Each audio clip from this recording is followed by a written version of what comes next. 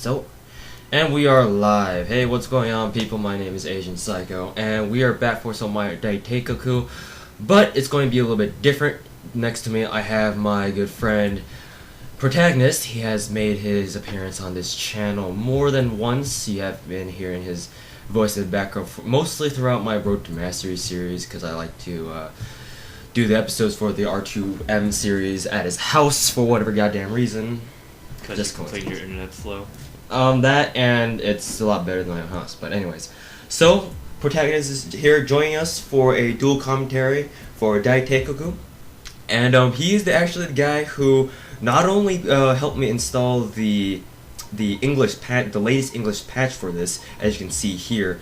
Before my startup screen was all in Japanese, but now as you can see, they're all in English. So he was kind enough to put in the patch for me because either I was too dumb and too lazy to put it in.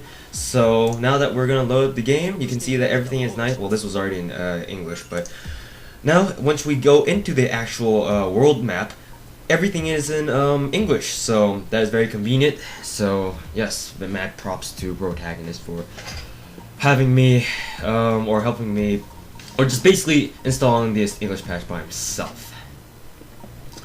So where we left off last time was that we were in, actually I had defeated the Chinese Empire the turn beforehand, so now we're gearing up for the war against America, which is going to declare war on us pretty soon. I think like the next turn or something like that. So seems about right. Yep. Actually. And got let's see here. So now in Japan we've got Tanaka Raizo, the two generic commander guys, Rinfa, and this pedo guy. Yeah. You should probably get rid of his ship and give it to someone else. Probably, because I have all the fish ship dive fish ships on him. So like, I don't know, he's like a last ditch guy, but then again, he's not really that great. The problem with him is his passive is he can't raise public stability. Yeah, as you can see here, it's his passive skill is called False Promise, and basically it doesn't say everything, but whenever he's stationed in a region, no matter how many people are on a region, it doesn't matter because he's in Japan, because Japan currently has full public peace. But let's say if we were to transport him over to any of these countries right here, we would have a problem, because the public peace won't be able to raise at all, no matter how many admirals are stationed there trying to raise the public peace. Even if Yamamoto Mugen was here, who has the public peacekeeper passive skill, basically twice as effective as at bringing peace to a region, and unfortunately doesn't stack. Even if he were to be stationed in the same area as this pedo guy here, this guy's passive skill would outweigh his. So yeah, just make sure to station him in an area where it already has full public peace, so you don't like cockblock another region from attaining full public peace. Now, another thing is, actually, what I noticed on your two Chinese territories is you have one guy there each. The max you could do is technically 2, and it'll be the same as putting Mugen there, unless you put Mugen himself, and then it actually I don't know about that, because I already tried putting like more than one commander here, and it doesn't work because it'll only still increase by 1/8. 1/8. Yeah, that should be about right. So it doesn't really matter, because all you need is just one commander, unless you've got like obviously something like Mugen increasing the public peace. Because I mean, I have 4 commanders here, and of course, like, and it still raises it only by a fourth. So whatever. That being said, it's nice that everything's in English. So let's get started with the next turn. So events phase. So here now we have the events phase here, and so I believe now we can select this event in order to recruit Shibagami, the dog god that we saw previously in one of the events. Yep, in one of the events that featured the Empress warding off like one of the monsters. I think the monster Fugaku. That's why it's there. But so I guess for now we'll select this so we can recruit him. Once again, I'm not gonna bother going through all the damn dialogue, because that's gonna take fucking forever. And if you guys want the dialogue, you guys can download this game yourself. I don't think it's that hard. So So now we go into the Third Reich and then the Republic of America, and then now we are the last time that America's turn was around, we were introduced to the military officers of America, namely Eagle Douglas, Fred Halsley, and the bitch. Bradley? Yeah, Bradley. I don't know, I forgot what her first name was, but her last name is Bradley. Anyways, basically we'll just call her the bitch from now. And here now we are introduced to the bureaucrats of America, who are, ironically enough, also commanders. It's just that we don't see them as much as we would like to. But anyways, so now here's Frank Luce. He is supposed to be the parody of Franklin D. Roosevelt, as you can probably tell by his last name. And he is a total wimp and a pushover in this game. And yeah, unless you go, what was it? Unless you invade it through Canada. Yeah. Then that's a different story. Indeed. So now they're trying to gear up for, well, I don't know what they're gearing up for at this moment in time, but they're just, because the United States, or what is America in this game, is very recently founded compared to other countries, just like it is in real history. I mean, for God's sake, America was only around for 300 years or so, while other countries have been around for like forever. So. Oh, not the Third Reich. But yeah. So anyways, as you can see, these four girls that you see on the screen kind of alternating their character models, because Daiteikoku, you can only see at most 2 characters on the same screen at the same time. The blonde-haired girl that you see there is named Hannah Rock. There's a nice HCA. no, it's Carol Kinley. Oh yeah, that's right. The purple-haired bitch on the right is Hannah Rock, I believe.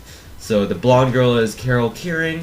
The one on the far left in that kind of space-looking chair thingy is Dorothy Newman, and the one in the middle is what's her name? I forget, but it's Dorothy. Actually, no, Dorothy Newman is the one purple. It's the one on the far left. But anyways, well, I guess she's irrelevant. she is irrelevant. Actually, we'll look back on the. No, I don't think she talked. Oh, Kurush. Yep, yes. Her name is Kurush. Basically, they're all kind of parodies of the 4 richest families in America at the time, so to speak. So you can probably tell by the names already, like Hannah Rock, the Rockefeller. the Rockefellers. Newman. I think Newman was a family name in itself. I don't think they changed it at all. Kurush. Don't know about the Roosh. I think it's Roshling or something like that. I had to check out on my history again, but anyways, they're all meant to be parodies of the four really big name families in America at the time. Not so much anymore, obviously, because I mean, hell, no one really knows about them anymore unless you study history. But for the most part, they're all meant to be parodies of like really, really prominent families during that time in America and in America itself. So here we have our second choice here, the American Agreement thing. We can either accept it, which says the end of Japan, or we can reject it, which means war with America. Obviously, you want to choose reject, because if you were to choose accept, you would lose the game. So it takes the whole point out of choosing this choice. The funny thing was, the first time we were going through, because there was no English patch, Protaganist and I had to just click and choose to see which one worked. So when we chose the first one, as I said, it just said game over, and we're like, what? So we went back, selected the second one, which turned out to be a right one. So yep. So now we are officially at war with America. So now Togo is now prepping his generals and his commanders on it. So once we declare war on America, we also simultaneously declare war on Eris and France, because they are all allies, obviously, through World War I, World War II history, or World War I history as well. You will know that. And now this is why the one turn that no one was attacking us is so crucial. As you can see here, this information tag says this turn every attack against Gamerica is a surprise attack. This means that Gamerica is not going to attack us during the next turn, and also every territory that we attack, they will not be able to use their lasers. And as I have explained before, your laser systems are probably the most prominent weapon systems in this game. And the fact that Gamerica is not able to use lasers is pretty bad on them. So since we are able to use lasers against them, we're going to kick their asses a little bit. Now, there's a little bit of discrepancy from actual history here, which is we don't actually attack or we don't actually attack Hawaii in this case. Yeah, because Hawaii, if you think about it, Hawaii's all the way over here. As you guys can probably read the English if the quality is high enough. But first of all, because Daiteikoku, you can't just skip enemy territories because that doesn't make any sense in terms of gameplay mechanics. We have to go through the Philippines first, but obviously in World War II, we didn't attack the Philippines. No, that's Micronesia. Oh yeah, the Philippines is down here. It's down here. Whoops. Micronesia. Where is Micronesia actually? What's supposed to be Micronesia? It's somewhere. I forget. It's like one of the countries I don't see in diplomacy too much. I think Micronesia might actually be a an actual country. But it is. It should be. It should be an island somewhere. Some island. This turn you could actually take out both Manila and Micronesia in one fell swoop. And that is exactly what we're gonna do. So now down here in Manila 2K, with the latest patch, the 1.02, you can use the scout ability to see what generals you're going up against beforehand. Now the only two that you really need is to take out Battlefield number 2 and Battlefield number 4. Right, because once you take out Battlefield number 2, not only will you get 5,000 bonus resources, you'll also be able to have a chance to recruit a Lala Manly? Is that an L or an I? I never knew. That's an I. It's an I? Manny? Okay. Manier? Maybe no. We'll just call it Lala. Anyways, so basically what we're saying is if you conquer or if you beat her, not only will you get 5,000 resources, but you'll also have a chance to recruit her in an H scene after turn event. And you'll be able to use her as a commander. And she's kind of an average commander, but better having more commanders than not. And Micronesia here, on the other hand, you must take out these two, because as you can see, Battlefield number 3 only has 2 stars here, so it's not really worth your time to commit to attacking this guy. Besides, he's kind of heavily armed because he got missiles, plus he's got 600 HP. And the only things you need to worry about here are the fact that this guy has 360 lasers. These two have very strong cannons, so but low HP, so it's quite impervious for you to, or it's quite important for you to knock them out before they're able to use their cannons, because even though they're not able to use the lasers, they can definitely use their cannons against you. So they have strong cannon attacks, so make sure you take them out before they're able to attack you. So now here's the problem. Now, because all our vital commanders at least are within range of traveling to these countries or these planets, as they are calling in this game. Now the problem is we have to decide which commander to send to which planet. So Protagonist, do you have any suggestions on which commanders we should send to where? Well, let's see. Whatever you could take them out with, generally one shot, you want to send them there. Right, because losing HP, the game of this game is to not lose any HP as least as possible, correct? Well, it's more that if you want to invade, you have to have full HP. Right. So that is also very important. And plus, there's no real dodge mechanic in this game other than like barrier ships. There's shields and, well, in this case, there would be the the fighters. Do you have any? I believe that you should have some animals that you use fighters. there are some. I do have some fish ships. Let's see. Well, you can generally build the super battleships, I suppose. Yeah, but it should carry you through most of earlier fights in this case. Okay, so actually we're going to send go ahead and send Togo Tsuyoshi over here, because we are going to go ahead and fight against put him against who is it, Eel Douglas here, because he's kind of a good kind of a tough admiral, but then again, because they're not able to use lasers, it makes the game a lot easier in this case. Especially if you know it's gonna happen, you're prepared for it. So now that we have Togo Tsuyoshi about to invade Manila 2K, in which case you didn't know, that's the Philippines. Now we just need to decide on who else we need to send down here. Well, you need one person to beat. Right here. At least to beat 234.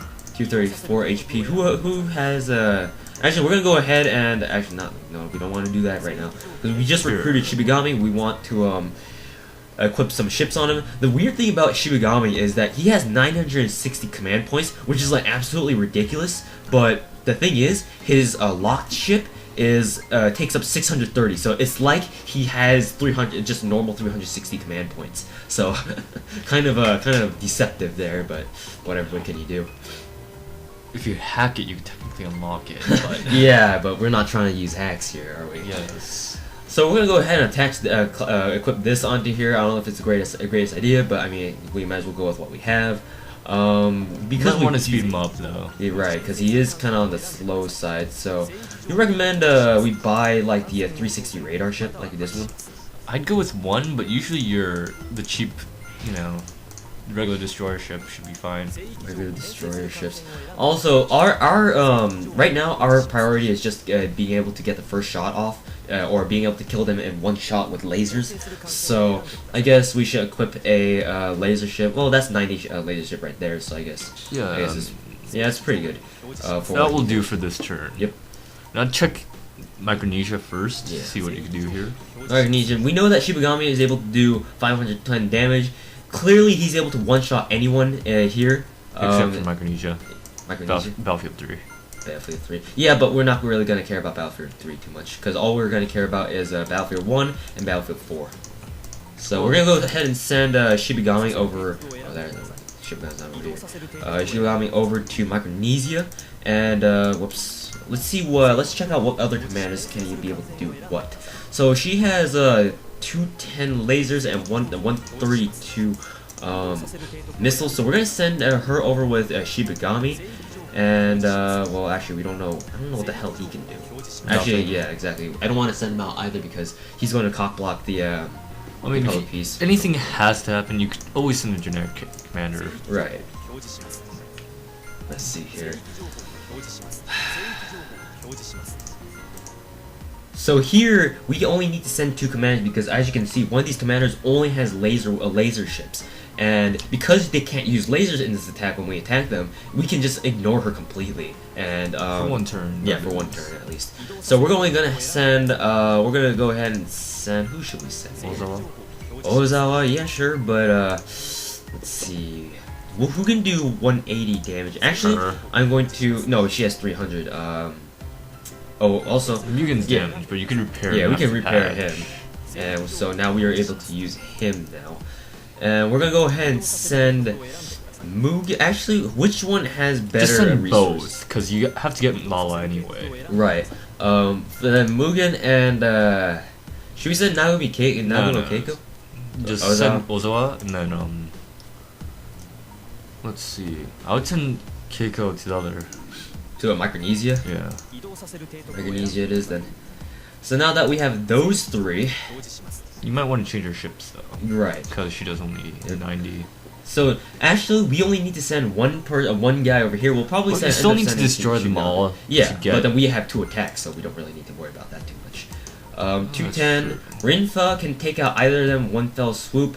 Negumi Keiko though, that's gonna be a problem because not only is she very slow because she's a health junkie, so she's got insane health bonuses. It's just that if we were to play to her advantages, her radar and her overall attack wouldn't be so nice at the same time. I'd just switch her out, just put cannons on her because it's the most damaging thing you could get right now for cheap.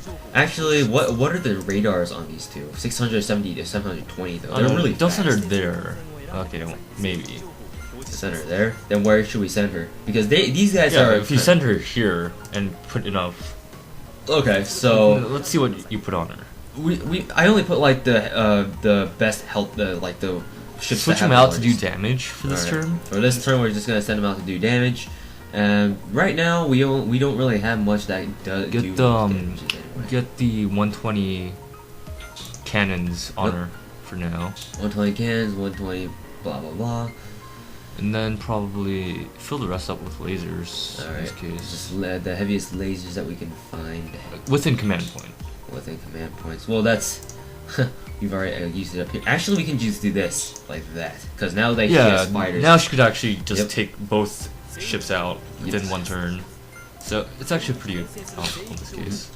We're not really playing to her strengths though, but it doesn't matter because now she can take out either of these in 2 shots with both fighters and lasers. So this just goes on to show that preparing for these battles is key whenever you want to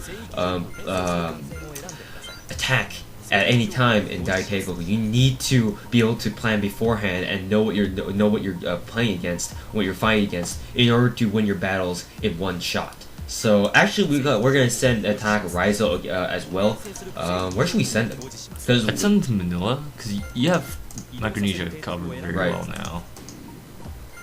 It's not like you really need it, but right, but at the same time, because Manila 2K is probably is more exposed obviously than Micronesia because as you can see it's bordered by two planets, whereas Micronesia is only bordered by one enemy planet. So we're gonna send Daiteikoku Raizo down there in case the enemies want to attack us from there. So we're well, gonna. I mean, you could just move him out of Japan anyway. But True. still.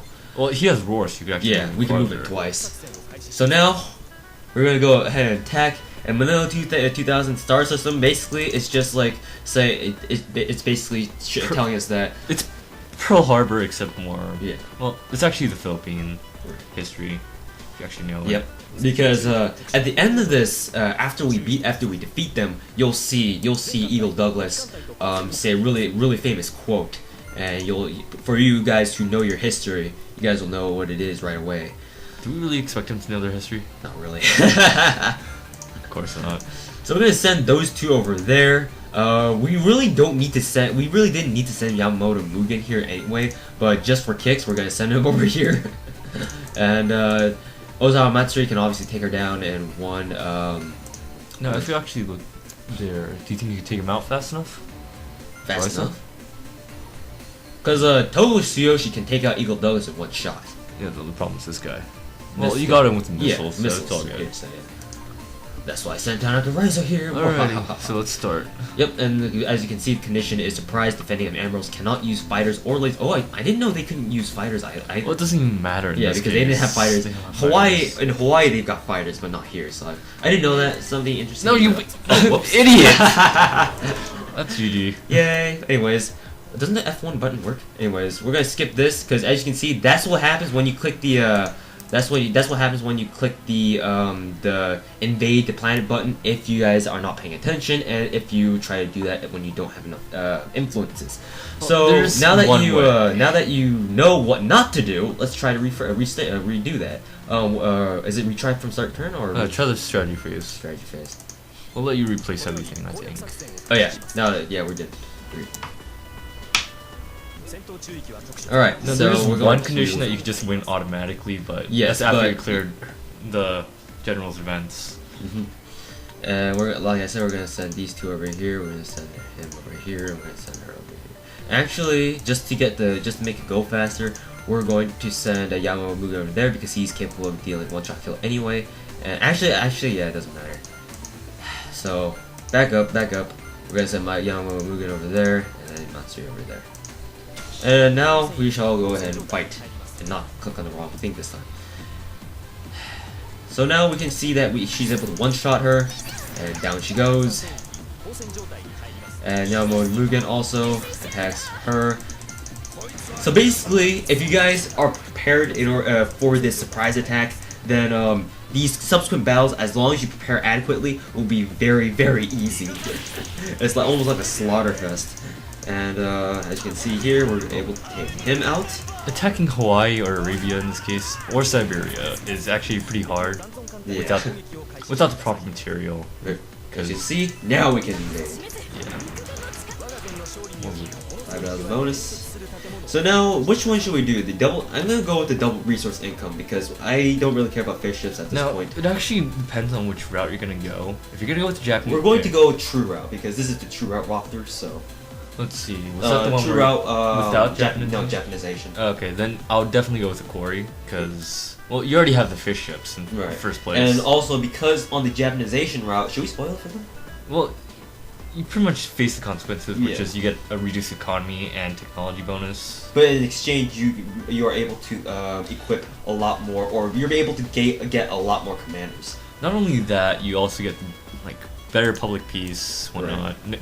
Also, yeah, riots. because if you increase your public peace to full, once you accept the Japanization route, all your full public peace territories will have a little like Sakura the Queen Sakura thing emblem on them, which means that once they're full, there cannot be any rebellions there unless, of course, like some sort of outside space monster. Yeah, like space monster, or if that territory gets invaded by something like that. So yeah. Also, you can't be Scarlet. So. Yep. Well, you could also have that pirate princess come by, but that's as you about can it. see there's Douglas's famous quote. He did say that for actually, yeah, that's his famous his quote. famous. I shall return. No, it's people of the Philippines. I Yes. shall return, but it's close enough. Yeah. I mean, there's only so much you can do to parody that. So as you see, we're attacking the actually, I don't know what's the battlefield bonus for this. It should be, I believe it should be ship, but they don't really say it. Ships, huh? Well, We're gonna try to go no, ahead and get that. Don't suggest it because you're not gonna. Right, because we weren't prepared for it. Damn. Whatever.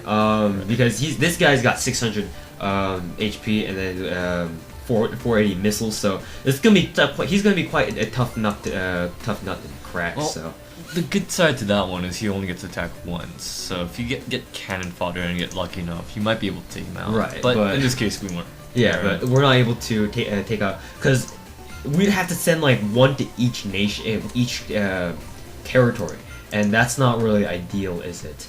No. We could try it though, because if we go. If we make Rinfa go attack here, But you're not and gonna be then- able to tank the 600. 600 Except without what? Shibigami, and then Yeah, both of these guys are actually both of these guys. No, just Shibagami though. Yeah, if we send Shibagami over here, no, you won't be and able to then- last here. Well, you might be able to. because 180, right? Is able to take out either of these, but we can take out this guy first, which and then should be able to. yeah, Yes. because- and then Bradley can only do 360 cannon, and she can tank that. Right. So it just we'll- means that your yeah. things will be damaged, but you could just always Yeah, retreat them to Japan for now. Because Japan has that 80%. 40. Or no, it's 80%. Japan has 80% 80? repair. Yeah, the normal ones that you can build on the other planets is 40%. Right. It's been a while since I played it. So as you can see here, we're gonna go ahead and attack the commander with the stronger cannon attack because we're not able to tank that cannon attack. So we're gonna go ahead and eliminate him. So now Kathy Bradley will attack us with her 360 cannon, but as you can see, we can survive that, and we're able to take them both out in one turn. So that just shows you the power of having multiple commanders that are able to equip multiple weapon systems, so that you guys are able to attack more than once. There's a pre-turn event of Shibagami entering his first battle. And the weirdest thing about this game is that no matter how much you get your ship damaged, you'll actually do the full amount of damage. right. Also, we forgot that Shibagami had the 300 anti-missile system. negative, which does it's his passive skill, which basically negates 300 incoming missile damage. So that actually worked out in our favor. Right. Oh, that sucks. Just 6 off. And no matter, like Protaganist said, no matter how much your ships are damaged, the funny thing is they'll still do the exact same damage, which is exactly the opposite of Sengoku Rants, which where your unit troop number was directly correspondent to or directly proportional to how much damage you can deal. So we're gonna go ahead and attack them again because we don't have enough influence to successfully win the battle. So now that we've successfully eliminated him, we're gonna go ahead and well, you can't kill both. yeah, we can't really kill both. We do have the third win. right. We can still win because as you can see Yes. here, we have enough influences.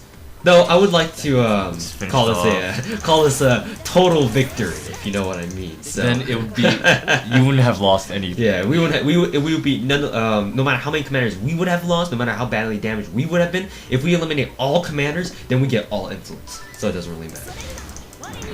Well, once again, please do note that I was only able to attack 3 times because the planet that I was invading from was already at full public peace. So now here, we've got some interesting buildings that we can build. first of all, we got the lab, which is just like Query, except only it doubles your tech income, which makes sense because here in Micronesia you can only get 60 resource, whereas you can get 180 tech. But then, I mean, 180 tech is still kind of on the low side. You want to save the lab and the queries for other countries that have, or other planets that have much better resource revenue. Here we have the women's gym. Basically, female experience gain increase by 20%, and it's cumulative. So basically, it can stack with other commanders that have the education passive skill, which basically increases all commanders in the same battle zone by 40%.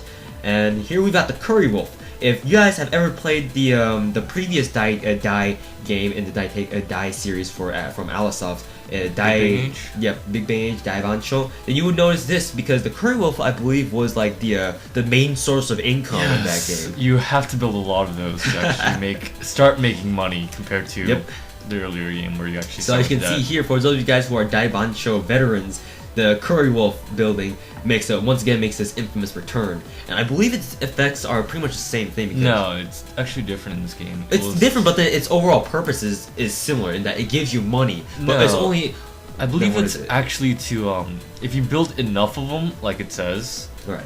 If you build enough of them, you will get a ship.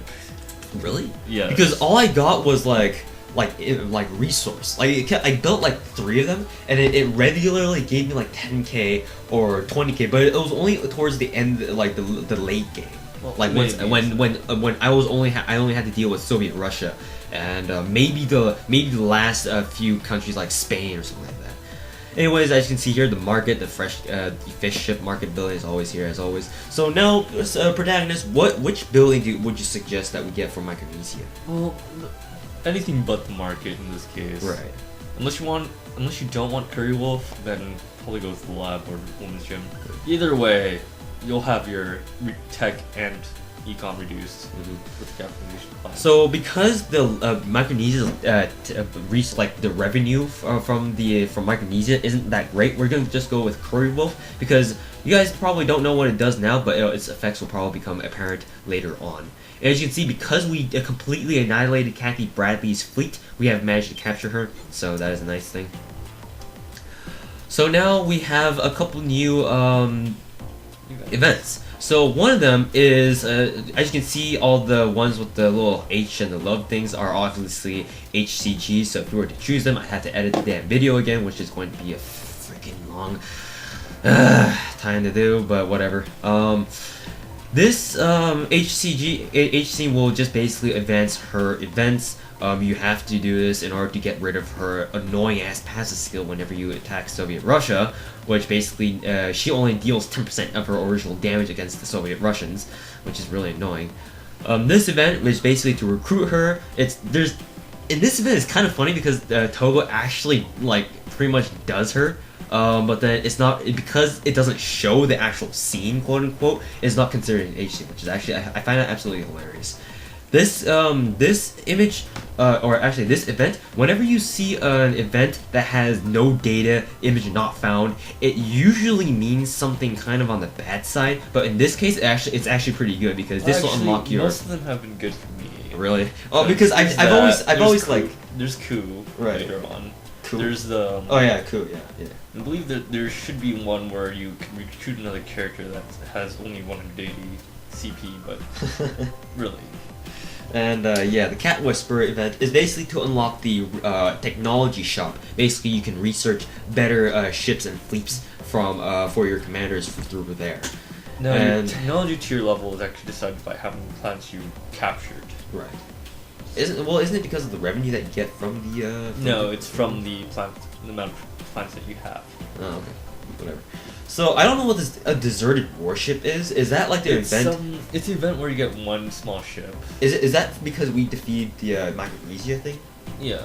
Probably, because I haven't seen that, because when actually I don't know, but I'm pretty sure that's where it came from.